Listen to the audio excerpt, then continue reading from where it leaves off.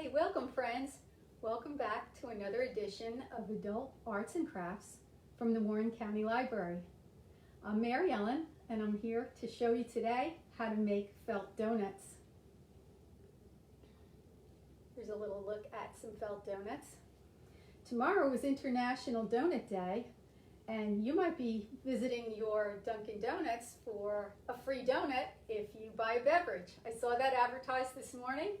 So you might be doing that, or maybe you'll just make a felt donut, no calories involved in this at all, and you can give it to somebody that you think is sweet.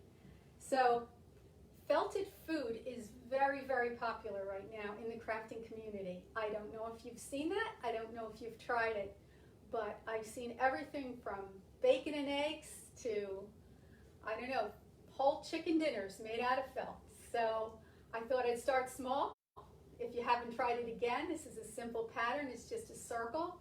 And who doesn't like donuts?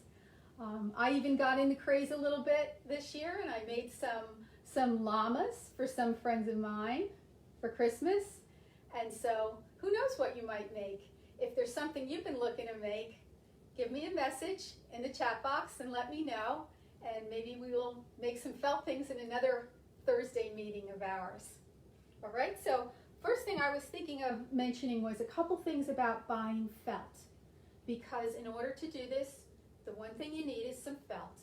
It's very cheap, it's very accessible, and you might even have some at home. If you have some home that's not the right color for a donut, it really might be. How about making a fantasy donut? You could make it in any color you like. So if you go to the store and you're looking at the felt and you're confused, I'll give you a little hint. If you see felt like this, and this is a Hobby Lobby felt at 33 cents a piece, it's a pretty good piece of felt. It's not too thick, but it's also very usable for a project like this. But you also might pick up a piece in Hobby Lobby that is 79 cents. The 79-cent piece you can feel is a lot smoother, it's not going to pill as much, and its content is not just acrylic fibers. It's also partially made of recycled plastic bottles, so it has more strength. So there might be a reason you want one that's a little bit sturdier. This is a felt that I have in my collection, and I see again it was a 79-cent piece. So my guess is this one is probably from Michael's, and it's a nice thick one too. You could feel the difference between 2 millimeters and 3 millimeters when you're talking about the thickness of felt. Now, if you're looking for felt that's the strongest of all, you'd be looking for felt that has some wool content. A wool content felt usually has 80% acrylic and 20% wool. So it will be called 80-20. That's what that refers to, if you see that. And you can order felt in all colors of the rainbow online. So this is a packet that I had bought of skin tones because I was going to make a doll out of felt, and in order to find lots of different shades without dyeing it myself, this was a good option for me. These pieces would run a little bit more than the 79 cents, maybe $1.50 a slice if you're getting this size, but know that it's available, and a company that is very reputable is called Benzie, and if you look online, you would find them and you'd be able to get whatever color you wanted if you wanted to order felt online. Okay, so that's just our basics. So you have a starting point, and the other thing is you use embroidery floss or thread to sew your felt together. Embroidery floss is sold like this. These skeins of floss are very reasonably priced, and when you pull the thread off the skein, it has 6 strands in each piece. So this strand has 6 pieces of thread in it. So usually you separate this out into either 2 or 3 strands when you're sewing your floss. So that would be something good for you to know as well. If you've done cross stitch in the past or you've done anything with embroidery floss, you find that it does tangle easily, and that's why oftentimes you take the skein apart and roll it around a piece of cardboard like this, so it's much easier and tangle free. if you're going to be using a lot of floss. So that's why you might see your floss like this. I keep mine in a box that holds this size container. They sell these as well. So there's your information. The other thing to tell you about were the needles. The needles that I use are embroidery needles. And here's a good reason. They have nice big holes in them and they're not hard to thread. So you could easily get your thread of your 3 strands of floss through that hole, and it works fine for sewing these things. Now let me see. Hi, I see. It is a good time for donuts. And I'm really trying to not say time to make the donuts, but you know, that tagline is just stuck in my head. So I'm gonna say it. It's time to make the donuts. Let's go down and see how you begin.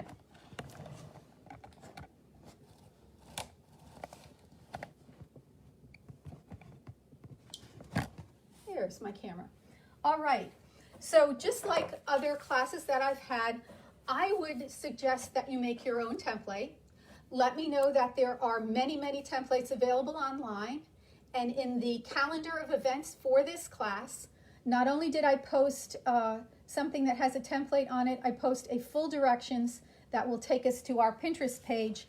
And it was a lovely post that someone made on Pinterest that gives full directions for this project, as well as templates that you can print. So I'm asking you right now, what I did was I made my own template. So what did I use? I looked around the house for a circle that I thought was a good size. And I think this is a top of a breadcrumb container. And so I took that to my paper and I drew the circle around it, and it was a fine size circle. And I cut the circle out. That would be the outside of my donut. Then what do I need? I would need a circle to be the inside of my donut. So the first thing I tried was a spool of thread, of course, because it was right there and I thought that was a good size. And that was what I used when I made the first donut. And this donut hole I thought was a little bit too large. Once it's sewn, it kind of shrunk into a bigger size. And so what I ended up choosing was the smaller thread size to make my circle for this pattern. So let's see where that circle went to. I don't know. But anyhow, oh, there it is. If you need to place your small circle directly in the center of the large circle, the way to find the center of a circle always, if it's in paper, is to fold it. So you fold it carefully so you see that it's been folded properly, and then you fold it again. Where that crease is in the center is where you're going to make a little pencil mark, and that will be the exact center. I'm going to stick a pin in there so you can see it. That is the exact center of that circle. I did the very same thing with the small circle that I made from the thread. And if I put the pin through that crease line in that circle, and then through this one, I have created the circle centered directly inside the other circle to make the donut. So from that, I was able to draw out and make a cardboard pattern. Again, as you can see, I'm advertising Kleenex once again. And you use what you've got, right? And who doesn't have tissues at home? So you could now take this pattern and you could trace it directly onto your fabric from here, or you could make a paper pattern. And as I come from a quilting background, and this is not necessary, but if you happen to have freezer paper at home, and freezer paper is something that's located right by the Reynolds wrap, the aluminum foil in the supermarket. If you make your pattern from freezer paper, the one side of freezer paper has a shiny plastic coating, and the other side is just like paper. So you can press this directly with your iron right onto your felt, and it's very easy to cut out perfectly. So you could do that if you have it. If not, you can mark it. And the other thing to do is make a pattern for your icing piece if you're going to ice your donut. And all I did there was drew a squiggly line around the outside and made a template also for the icing. So what you need for your donut is you need a front and a back, which is the cake color, and you need a color, one other color for your icing. So you can do anything that you like. You can use chocolate, vanilla, strawberries, whatever you feel like doing.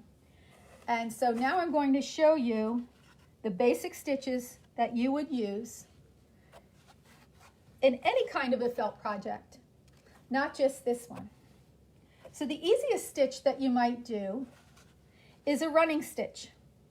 And a running stitch, here I've used the floss. I've separated it out into 3 strands, and I've threaded it through my embroidery needle. I would say to never cut this thread longer than 20 inches because it will begin to knot and become a problem for you. So I have about an 18 or 20 inch piece of thread, and that's how I would begin. The way I began this was I put a knot in it and I put my needle right through the back. Therefore, the knot will be on the back of the piece and be inside the donut, and you won't see it. In order to make a running stitch, it's just a basic up and down, and you move forward. So as you see, I'm going to go down into the felt, and then I'm going to come up, and I'm going to pull that stitch. And there it is. I'm going to go down, and I'm going to go up. Very, very simple. Now what you might notice as you see me doing this is that I am doing these stitches about 1/8 of an inch in from the edge. You want there to be enough space there so that you're not on the very, very edge of your felt, and then you get to even enjoy seeing your stitches. So as you get good at this running stitch up and down, you can do more than 1 stitch at a time. I'm going to take that pin out because it was in the way, and I'm just going to go down again, and I'm going to go up again. And if you do a couple at a time, you can get faster and you can do more than that. But what I'd like to ask you to try to do is keep the length of your stitch the same size on the back of the donut as on the front. So if the stitch is this long on the front, try to make it this long on the back. This was a rule of thumb that I learned when I was quilting, and it helps keep your stitches regular. And it's very pleasing to the eye to see the stitches start to line up like soldiers and look very, very neat going around.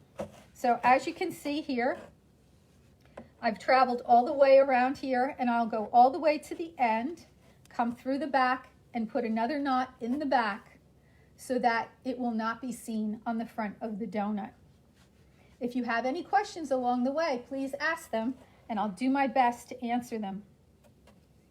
The other stitch that I'm going to show you is a very, very popular stitch done with felt and with some other things too, but with felt for sure. This would be a buttonhole stitch, or sometimes known as a blanket stitch. It would be used perhaps to seal in a buttonhole so it doesn't, because it's strong and not raggy as you button and unbutton the garment. Or in a blanket, it would seal the edges of the blanket in so the blanket would not ravel over time. So that's where the name of that came from. So the way I would begin this stitch, and there are a lot of videos online that would show you how to do this, but the hardest thing for me to remember is how to start. So I would start right like that and do one, I'm going to travel in this direction. So 1 forward stitch here, right into the background. This is my pumpkin spice donut, as a matter of fact. So I'm going to put the stitch right in here, and I'm going to come up right into my icing, all right? So when I come up into my icing, I'm going to catch that thread, and it's gonna show it right there. So the next stitch, I'm going to go right through my icing. Let me try to I'm going to try to keep it neat and right next to the other one so you can follow along. As I come down, I want this thread right here to be caught. So I'm going to put my thread in there, and see, when I catch it, it will leave a thread across the bottom and in the top, so it really seals it. So I'm going to do another one. What happens is you just get accustomed to doing it like that. So as I come down,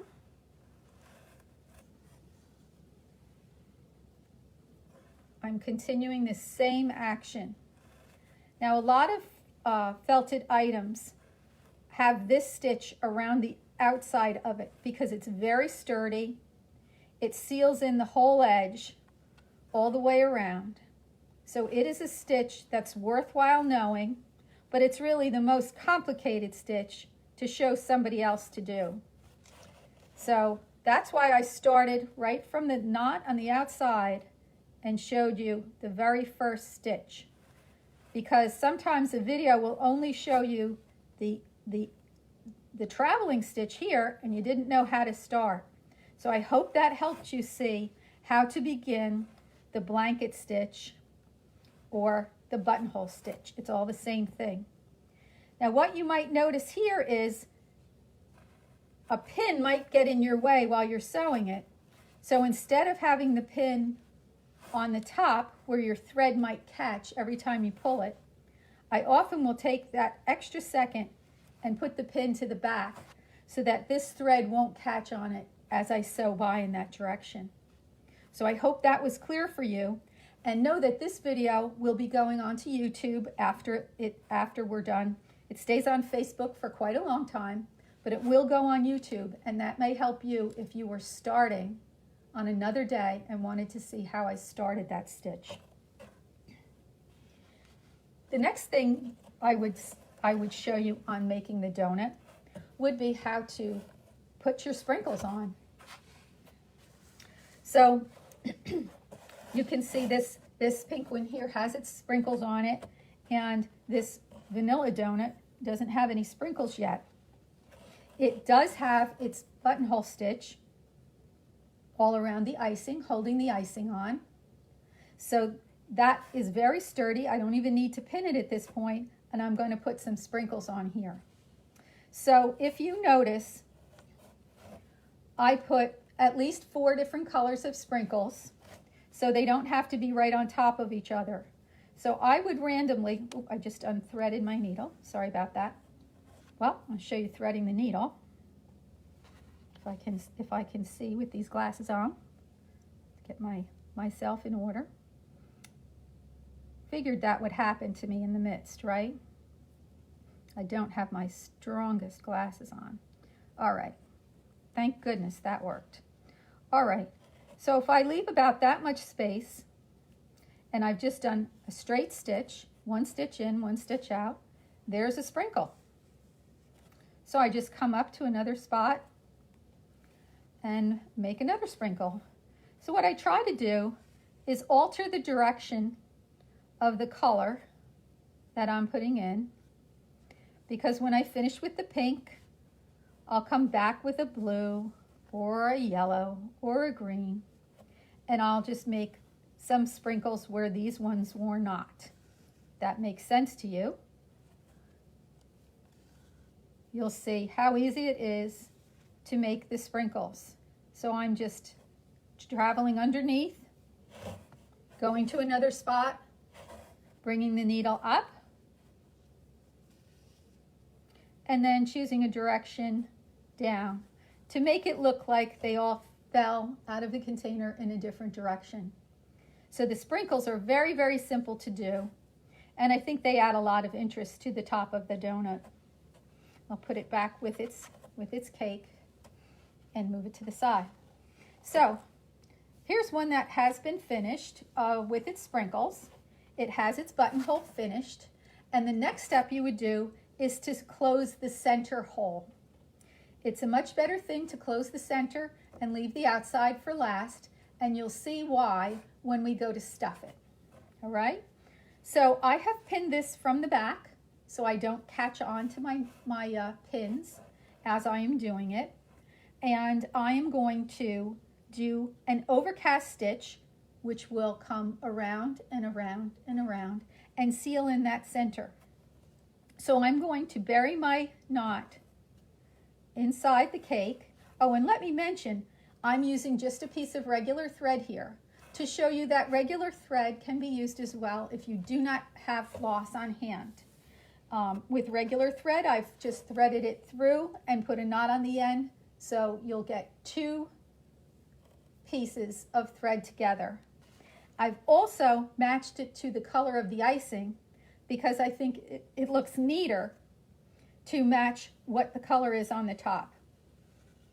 Okay, so I've buried my knot inside, and I'm going to kind of push it in there with the needle. And I have found that making my stitches from the top instead of from the bottom, I'm able to see my stitch and have it look a little bit neater. So I'm going to, see, I'll go in this direction. You can choose whatever direction works for you. Each stitch I'm going to put right in the top, because if I did it from the bottom, they might not be as even as when they're in the top. I can see everything that I'm doing. So do you see that it makes sense?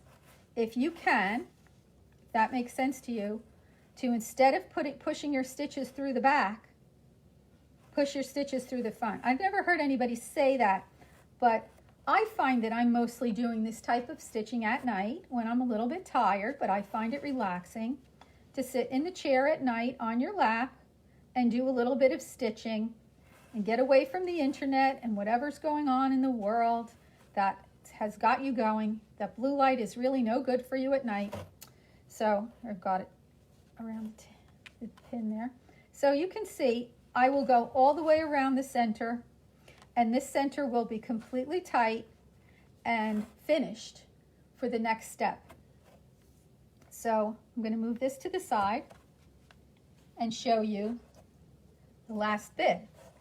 Now, to sew the outside down, you can see this has its buttonhole stitch on. I know it's very dark brown, so it's hard to see on the chocolate. But I also have sewed the center, just like I was just sewing the last one. When you get to the end, same thing. Bury your knot inside if you can. And then just cut it off. And if there's a little thread, stick that thread in so you don't see it. And now I'm sewing the outside. Instead of doing that buttonhole stitch that you might find a little bit difficult if you've never done it before, again, I'm just doing the same overcast stitch that I did here in the center.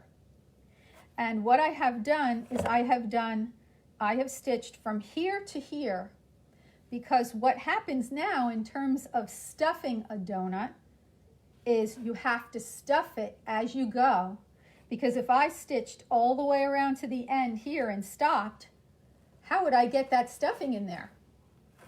So at this point, I sewed this far. It's not a full halfway. It's just about to there.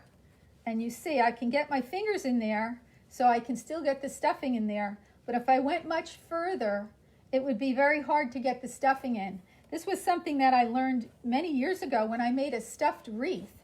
And I didn't realize it when I was getting near the end. How was I going to stuff it? And I had to unsew some of the stitching. And you never really want to do that if you put in the stitching, right? So what I would be stuffing these with is a fiber fill stuffing. It's probably polyfill. It's a very available item. And it comes in a bag stuffed together like this. And you kind of want it to have a little bit of air. So what I would do with this is I would pull this apart in what I would call a bite of stuffing. So here's a few bites and have them ready to go. Let's move these things out of the way. Because if you try to stuff a big wad in at once, you're going to get a lump. I made dolls for very many years, so I know how that goes, and you really would have to pull the stuffing out and start again. So you could take this stuffing in and you could put it in by hand with your finger, but that could be a little bit difficult. If you have nothing on hand but a pencil works great.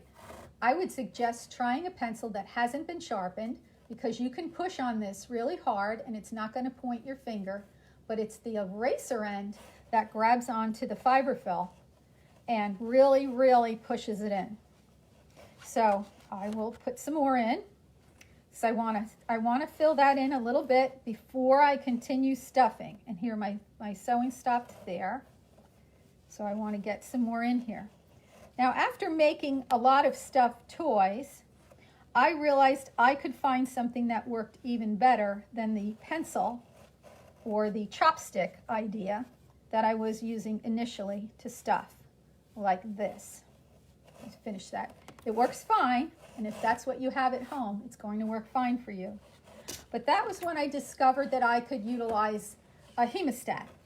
And a hemostat is a medical tool. It opens and closes. It has teeth right here, but a dull point, which is important. And it locks in this part. So when you grab something with it here and lock it, you could easily stuff and then release it and take it out. So I'll show you if I take another bite of the stuffing. I would just grab it here with my hemostat. I think I'll go in this side with it. And it'll take it right where I want it. So if you were stuffing something that had a very sharp point, a tool like this is really, really handy. So I'm just throwing that out there. It's certainly not necessary, but it has come in handy for me through the years. So you can see I have some nice plump donut here. And now I'm just going to do some more of this stitching so you can see what I did before. I did the same thing where I am stitching through the top. I have the 3 strands of floss. I've matched the color as close as what I already had in my box. I didn't want to buy any more floss. I have plenty of it in there. And I think that that looks just fine for the chocolate. It's the same thread I was actually using on the pumpkin spice. And as I pull it tight, you just want to, as we did before, try to keep your stitches as even as possible. You will get better with time. You will have them closer with time, which will also make it a little bit sturdier if they're closer. So let me bring the camera up.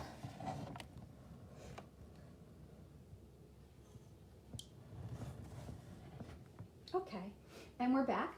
So I hope that this was helpful to you.